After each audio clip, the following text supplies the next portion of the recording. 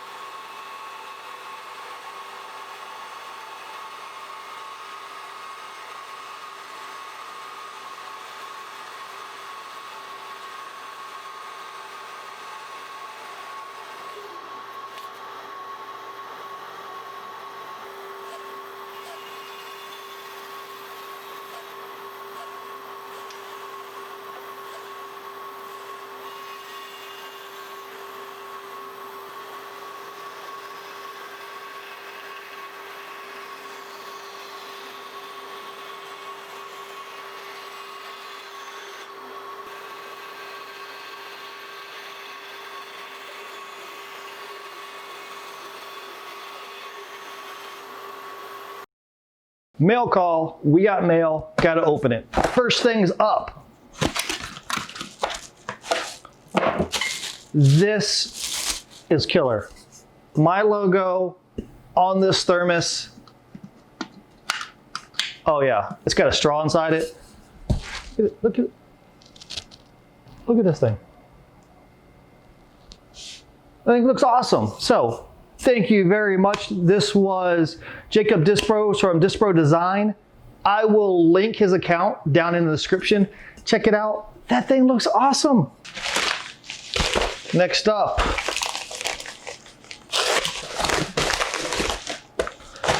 I watched Jonathan J. Cat Moses' video on sandpaper. And if you haven't seen it, check it out. He did a really good job of breaking down different types of sandpaper and how long they last. So I bought a pack of the 3M 6-inch disc for my sander, and I'm gonna give it a shot.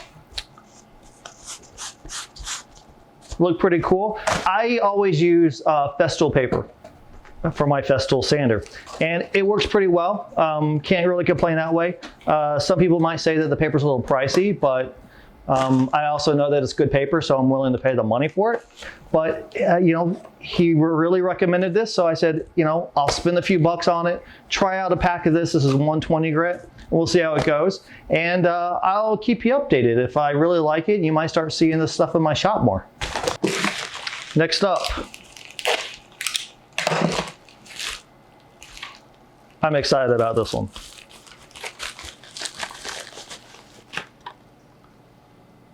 Dun dun.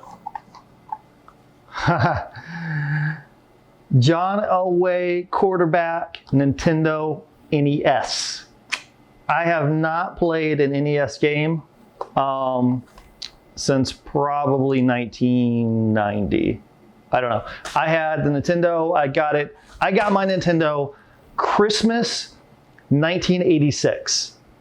And I can picture in my mind the VHS recording of me opening it and losing my mind because it was phenomenal. So I got big plans for this. Not the John Elway part. I mean, Elway's cool, whatever. But what I'm going to do is I bought this so that I could take all these measurements. I'm going to make one of these out of wood. And then for the logo here, I'm going to do a different game. I'm going to do a superhero logo, and I want to do different layers of stacked wood. So like veneers that are stacked on top of each other to give it like a 3D look. So really excited about this. So I need to get some calipers out, take some measurements, and hopefully you'll see that in a future video. Well, that's the mail for today. Let's get back to the clamps.